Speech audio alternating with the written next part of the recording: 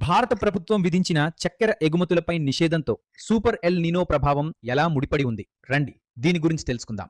150 సంవత్సరాల తర్వాత ప్రపంచం ఈ సూపర్ ఎల్ నీనో ప్రభావాన్ని అనుభవించబోతోంది. ఎల్ నీనో ప్రభావం అంటే ఏమిటో తెలుసుకుందాం. ఇది పసిఫిక్ మహాసముద్ర ఉపరితలం వేడెక్కడం వల్ల ఏర్పడే ఒక సహజ వాతావరణ దృగ్విషయం. సముద్రపు నీటి ఉపరితలం వేడెక్కుతోంది.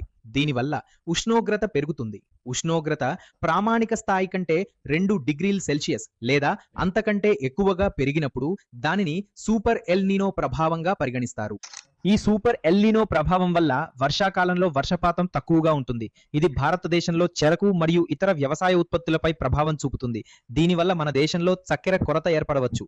ఈ పరిస్థితిని ఎదుర్కోవడానికి భారత ప్రభుత్వం తెల్ల చక్కెర, ముడి చక్కెర మరియు శుద్ధి చేసిన చక్కెర వంటి అన్ని రకాల చక్కెర ఎగుమతులపై నిషేధాన్ని ప్రకటించింది. భారతీయ వ్యవసాయం నైరుతి ఋతుపవనాలపై ఆధారపడి ఉంటుంది. 2026కు ముందు ప్రపంచం 1877లో సూపర్ ఎల్ నీనో ప్రభావాన్ని చూసింది. దీనివల్ల కరువు కారణంగా ప్రపంచ జనాభాలో సుమారు 4% మంది మరణించారు. ఈ సూపర్ ఎల్ నీనో ప్రభావం మన వ్యవసాయాన్ని ఎంత ప్రభావితం చేయబోతోందో ఎలా అంచనా వేయాలి?